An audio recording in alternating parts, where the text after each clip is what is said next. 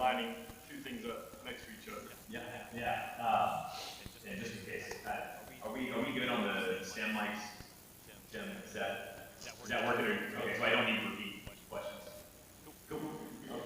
I do need to repeat. Okay. So we talked about it being parallel, just like you guys will say something and I'll say it back to you, or So yeah, it needs to be something that we can, that we, the people at the time, can understand and can relate to. And this thought of parallel stories, it makes me think of, and we won't spend too much time on this, but a lot of the stories, a lot of kind of fictional stories and stuff that's really in the mainstream right now in pop culture, movies, TV, that kind of thing. It all kind of surrounds the word that I think we're all probably, at least those of us consuming that kind of thing, are tired of hearing, which is the multiverse. And don't worry, I'm not going to spend much time.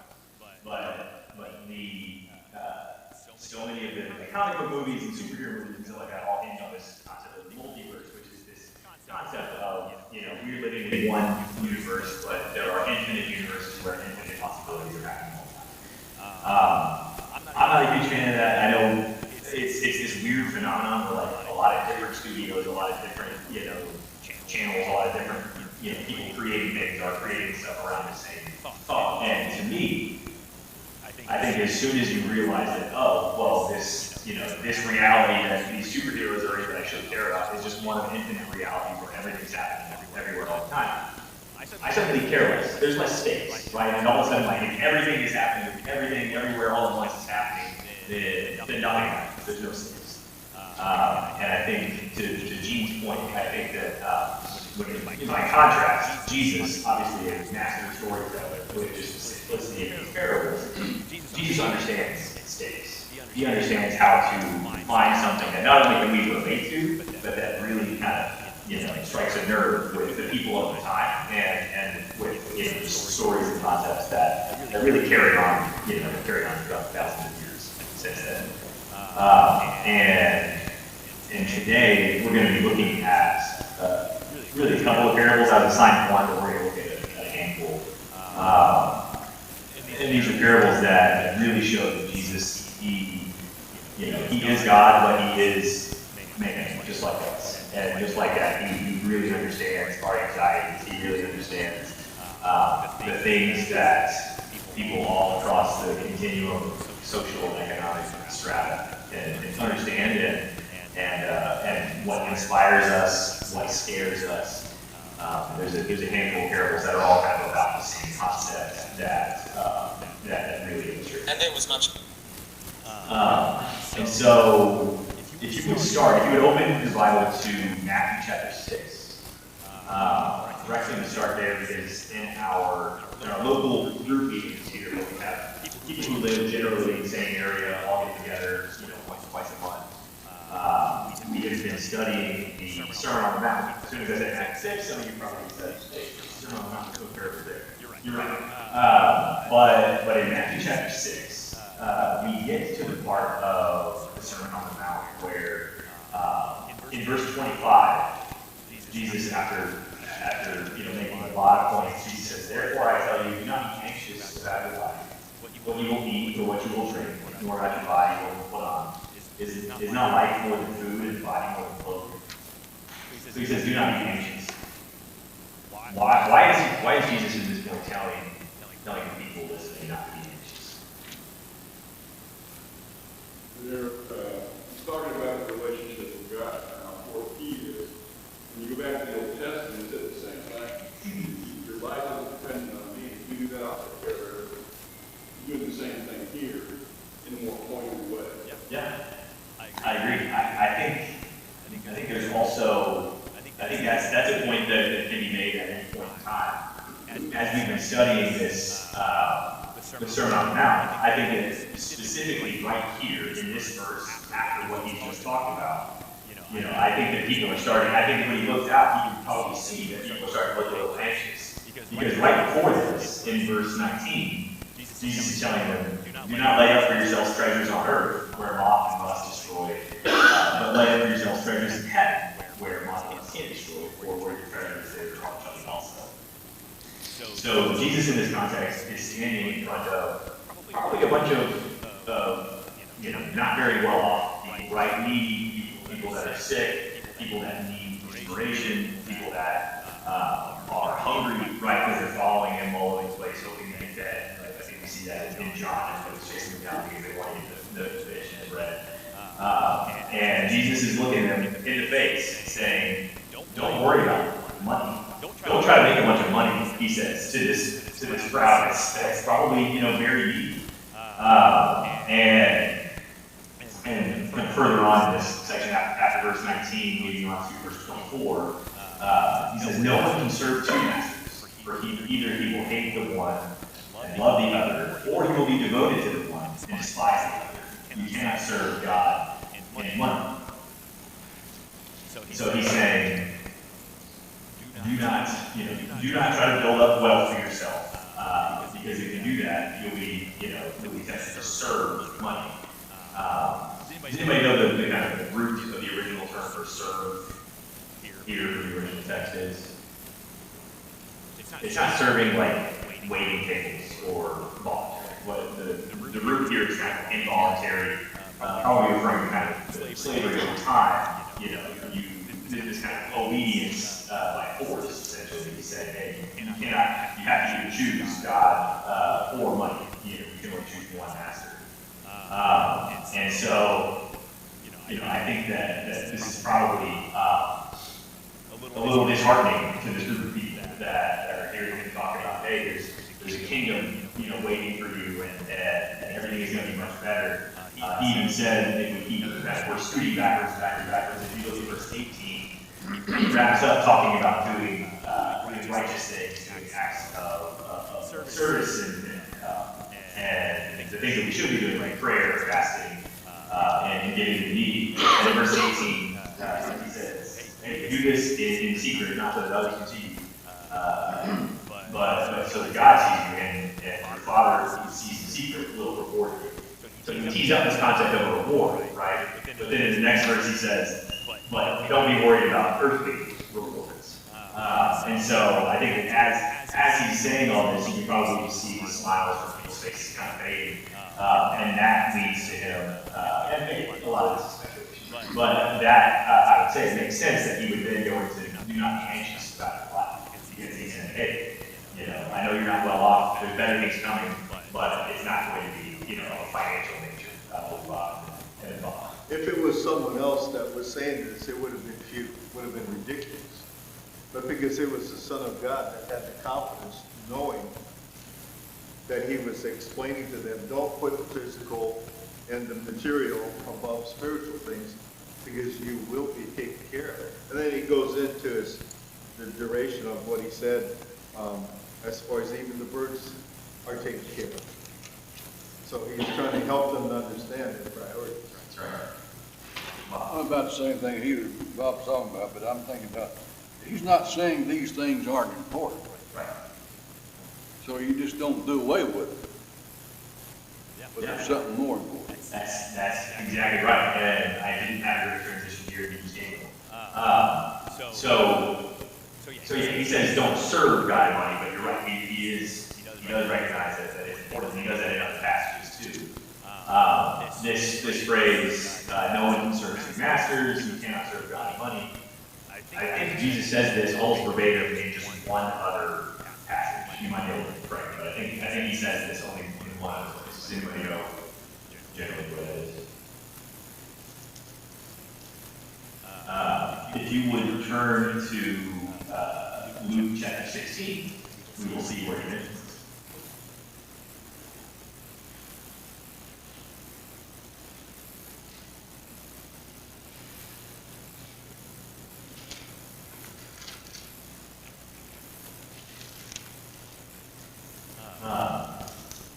This was not the parable that was assigned to anybody as part of our class on there.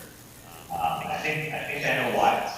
It's amusing. It's fun to kind of dig into and try to understand, what's the message Jesus trying to get across here. But I think before we dive into this one, I think just kind of continuing on Bob's point here. Jesus he talks about money a lot.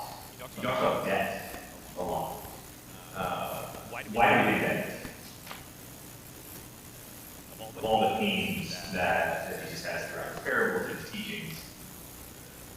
He probably thinks that that's what we're going to get preoccupied with the most. Yeah, he thinks that that's what we're going to be preoccupied with, exactly. And so he talks about it. Wait. What else?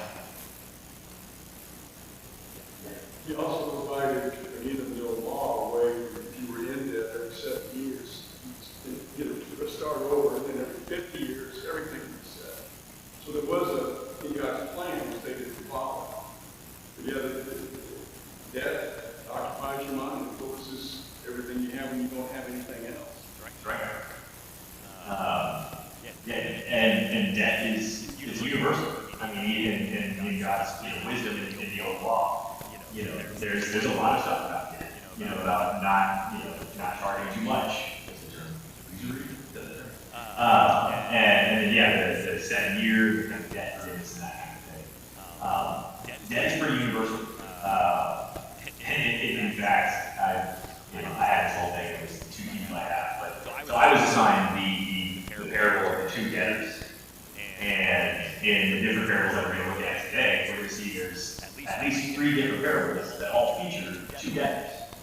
But we're not going to make it more of that than what's really there.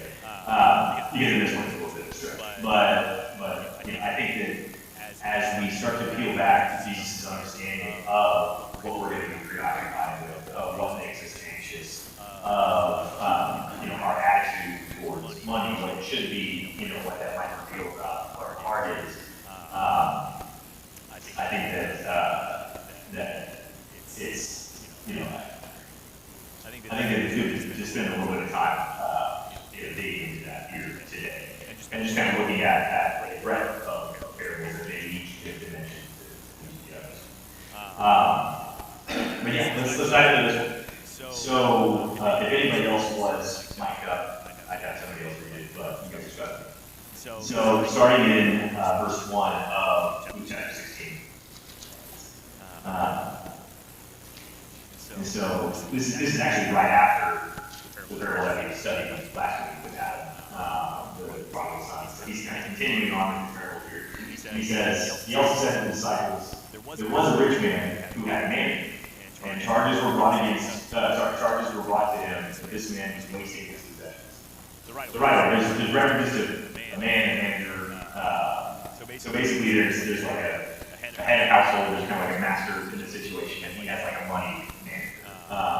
And so in this case, it's saying with the money manager, there was a rumor that this guy wasn't doing a good job, he was wasting the master's money, and so those were the charges that were brought to him, that the money manager was wasting his possessions. So verse 2, and he, as the master, called him the manager, and said to him, what is this that I hear about you? Turn in the account of your management, for you can no longer be manager. And the manager said to himself, what shall I do since my master is taking the management away from me? I'm not strong enough to dig, and I'm ashamed of that. I have decided what to do so that when I am removed from management, people may receive me into their houses. So, summoning his master's debtors one by one, he said to the first, how much do you owe my master? And he said, 100 measures of oil. And he said to him, quickly, take your bill, sit down, and write 50. And then he said to another, and how much do you owe? And he said, 100 measures of wheat. He said to him, take your bill and write 80. The master commended the dishonest manager for his shrewdness. For the sons of this world are more shrewd in dealing with their own generation than the sons of light. And I tell you, make friends for yourselves by means of unrighteous wealth, so that when it fails, they may receive you in the eternal dwellings. One who is faithful in very little is also faithful in much, and one who is dishonest in very little is also dishonest in much. If then you have not been faithful in the unrighteous wealth, who will entrust you to the true riches? And if you have not been faithful in that which is another's, who will give you that which is your own? No servant can serve 2 masters, for either he will hate the one and love the other, or he will be devoted to the one and despise the other. You cannot serve God and money. I've always liked this parable, if just for its oddity of kind of the main character who is commended, at least by someone else in the parable, is commended for doing something that seems on the surface kind of dishonest, and just like a shady kind of business deal, right? from your studies of this parable over the years, if you've done so, I guess what is your kind of takeaway with this?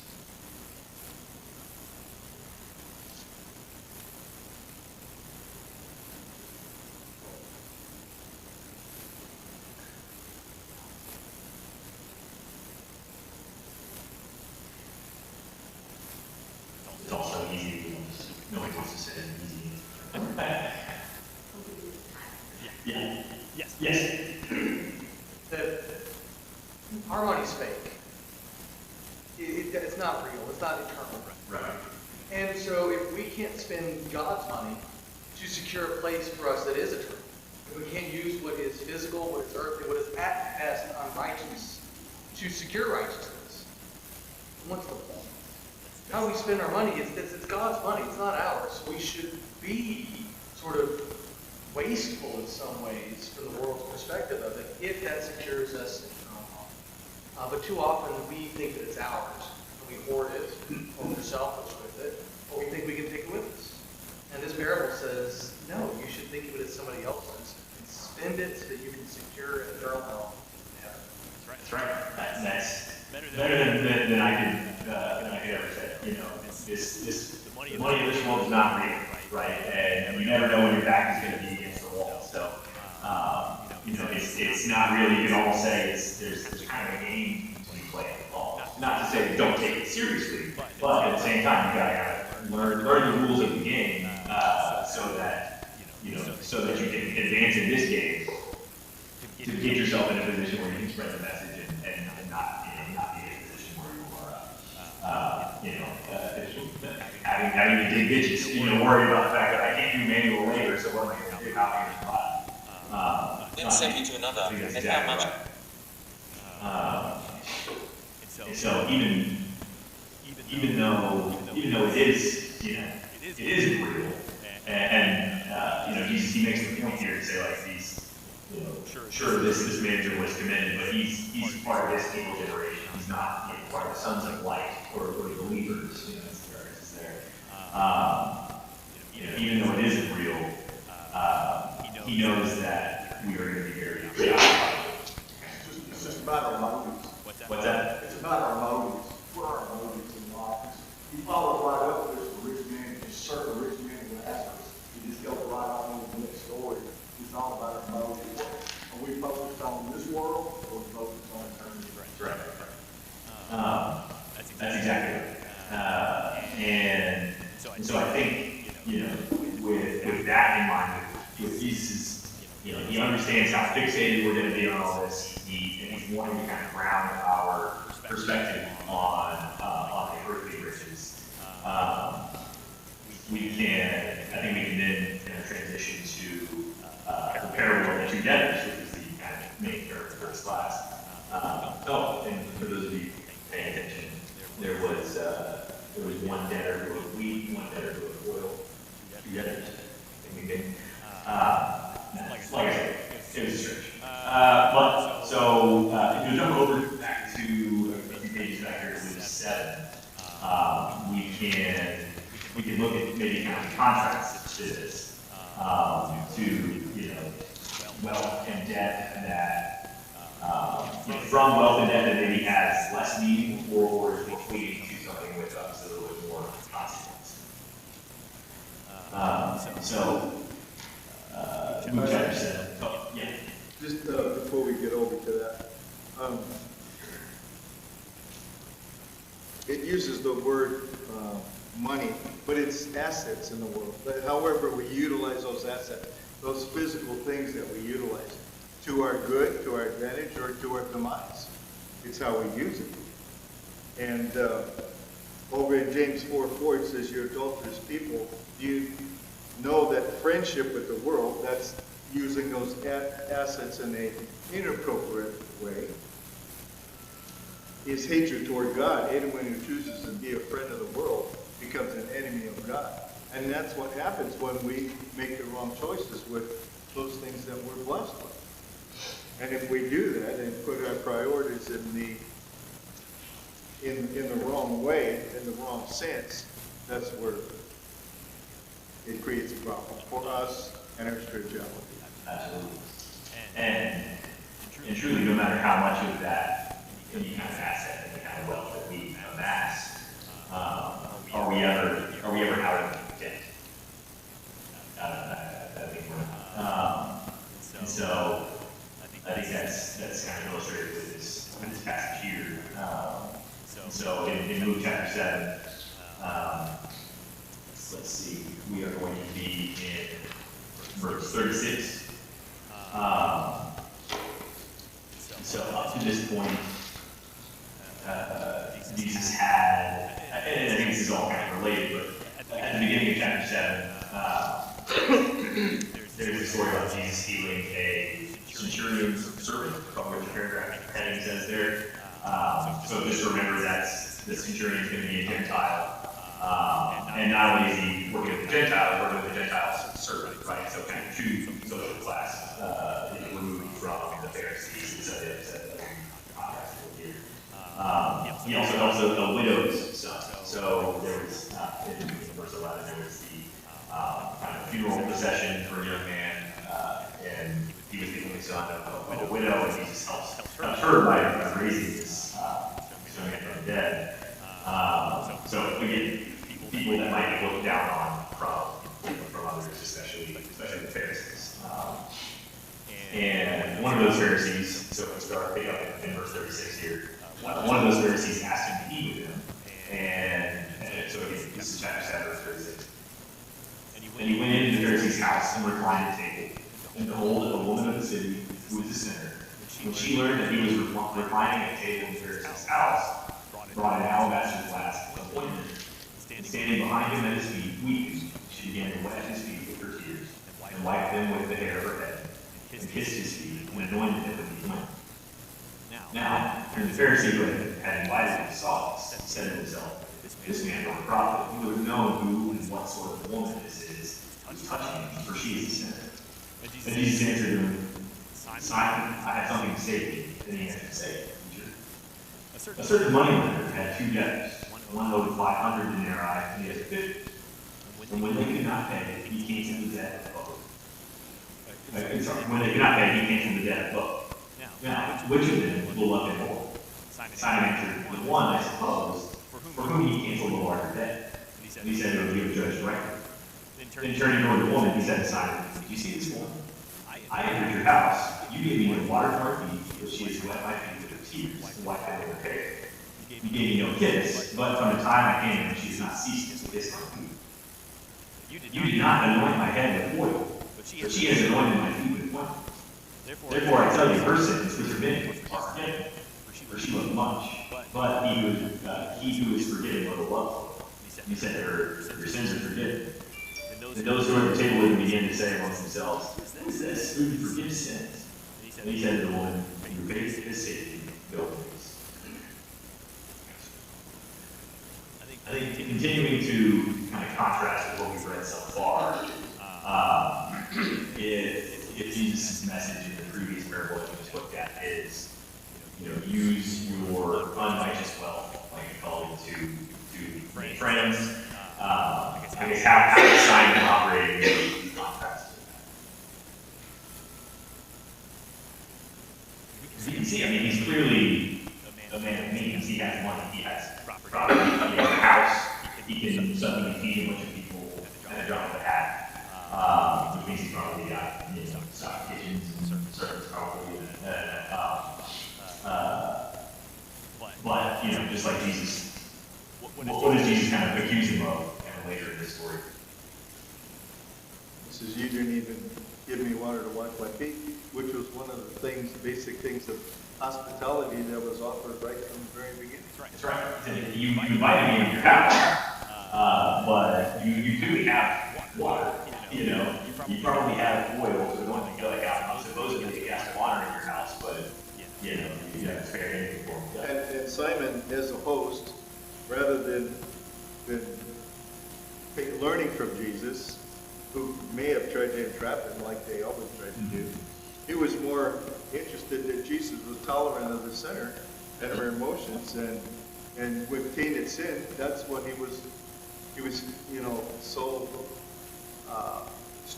driven to recognize instead of the heart of this woman who came with love and gratitude because she knew she was sick. What I love about just the little pieces that give us a little bit of science is who he is, right? A little bit of character development that we get here. What was his answer in verse 43 when Jesus asks him a very simple question?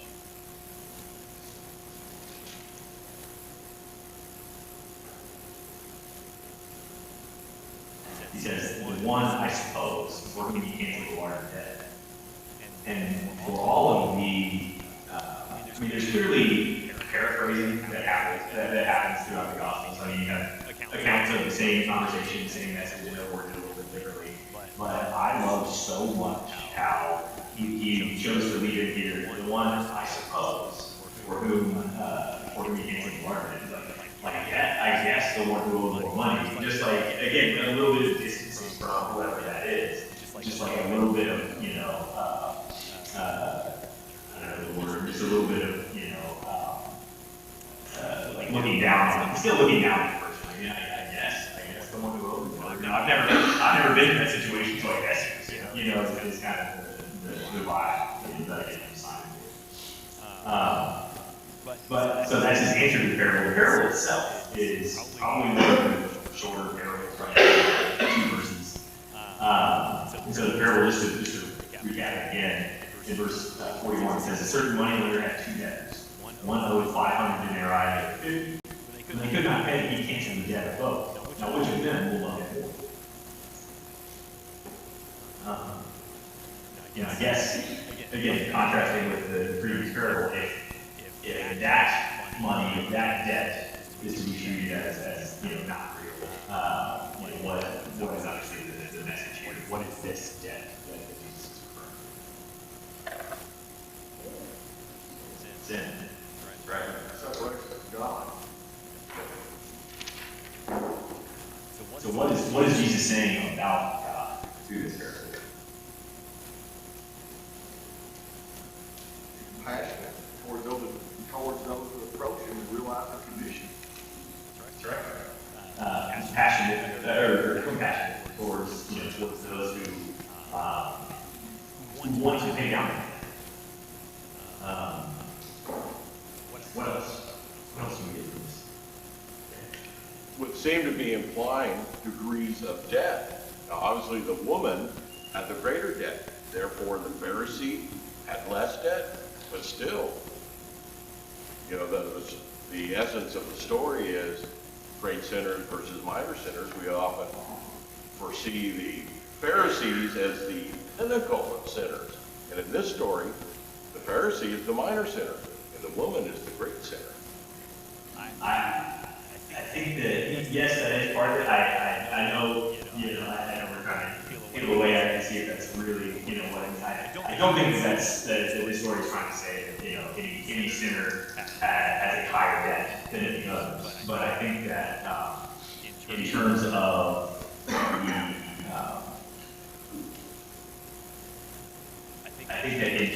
the things that we have to do to maybe turn our lives around, some may have more work than others, right? But I think in terms of the ledger that God has for us, I think we're all the same. But I think what just pointing out here is that some people may seem like they are much worse off than others, and obviously the people who, some people may appreciate that being proven for. Yes. I think the other side of that is the vantage point of the person, how they view themselves as stuck out. This Pharisee didn't think he needed Jesus. This woman needed him desperately, and she knew what she was.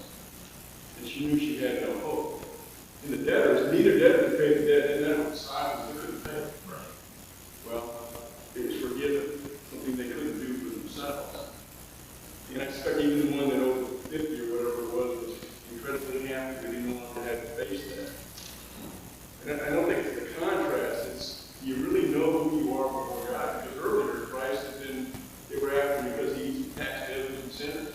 And they had rejected John the Baptist, and we really talked about that. And John was the most righteous man on earth, and yet one who comes to the kingdom would be great.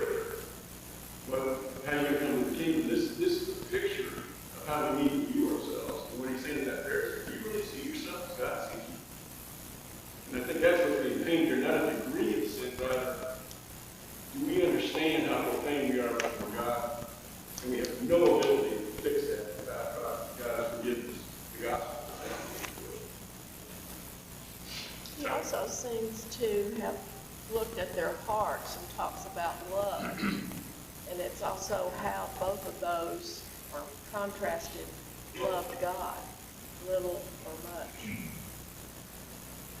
I really like where Tim was going with that, and I think, you kicked us off talking about the Beatitudes, and in the very beginning of that, he talks about the blessed are the poor in spirit, there's the kingdom of God. And I think that's exactly the direction, Tim was going with that. It's just that, like, how are we recognizing our condition before the Lord? And that's, kind of looking at these situations, like the very obvious thing, Simon is not paying attention to, he's not poor in spirit. Yeah. I mean, Simon, he was probably there, in the crowd when Jesus made the statement at breakfast a second ago. Which if you sneak back in Luke 7 to, let's say verse 28. So, leading up to this, some of John the Baptist's messengers had gone to Jesus and talked to him, and Jesus is talking about John the Baptist, and then verse 28 he says, I tell you, among those born of women, none is greater than John. So he had just quoted the scripture about John and about John's status and how great he is, and he says, I tell you, among those born of women, right, among all people, none is greater than John. Yet the one who is least in the kingdom of God is greater. And then there's a kind of parenthetical there. When all the people heard this, and the tax collectors too, they declared God just, having been baptized with the baptism of John. But the Pharisees and the lawyers rejected the purpose of God for themselves, not having been baptized by it. And so, it says that they all rejoiced. You just see, when Jesus says, there probably was some kind of dramatic pause between, I tell you, among all people, none is greater than John. And, if it were me and God was writing speech, and put their pause for there. And then say, yet the one who is least in the kingdom of God is greater than him. And then you just see all these people rejoicing, standing ovation kind of thing. And you see, Simon, they would go the Pharisees off to the side, kind of grumbling and, looking at their feet. And so it just kind of continues again this message of, whether it's the centurion or servant, the widow, all of these people who are now being told that they're greater than John the Baptist. It's this parable. It really is kind of the culmination of Jesus trying to bring attention to the fact that none of you is better off than any others, right? In fact, the people who think they're better off probably have even more work to do to reach that perfection, or being paid on it. Yeah. That's pretty evident in the latter part of verse 39. Simon's arrogant attitude when he makes a comment where he says, if this man were a prophet, he would have known who's touching him and what kind of woman she is, the sinner. He clearly just went right over his head. Right. And it says he said that to himself, which I think means he kind of muttered, like nobody else heard it. And then Jesus obviously could hear his thoughts, and so he said, hey, and Jesus responds to him. And so, this guy's thinking, if this guy was a prophet, he would do this. And then Jesus is like, hey, I can read your thoughts. I am a prophet. And so I just love that little relationship too. But yeah, I think that the previous parable of the dishonest manager that looks at our attitude towards earthly debt. I think it's this parable looks at God's attitude towards us in terms of our spiritual debt. There's a third parable, right? I mentioned that early on, that features two debtors, and that is in Matthew chapter 18. If you'll flip over with me here.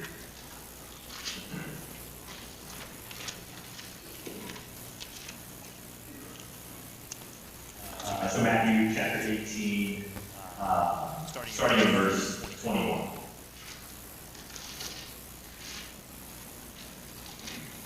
So it says, then Peter came up and said to him, Lord, how often will my brother sin against me and I forgive him? As many as 7 times? And Jesus said to him, I did not say to you 7 times, but 77 times.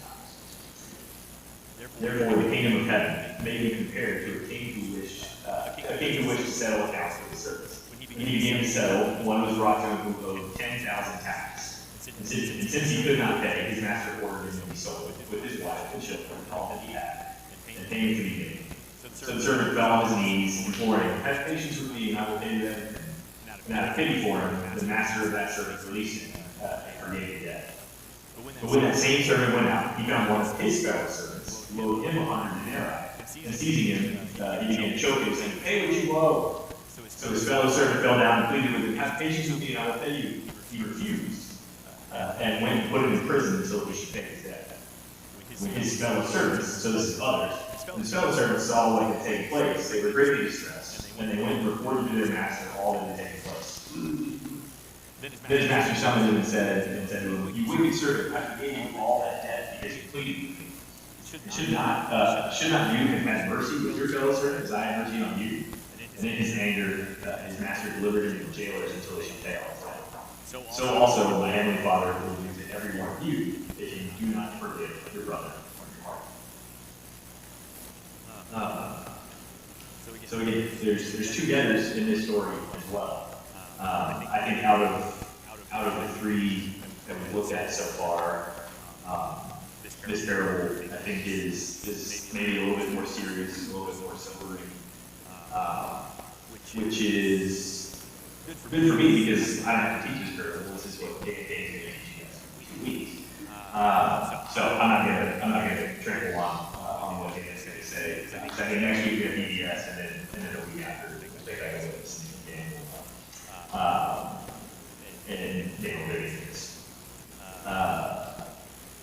But I will say, through these three parables about debt, how is it obvious that Jesus knows how to address our anxieties?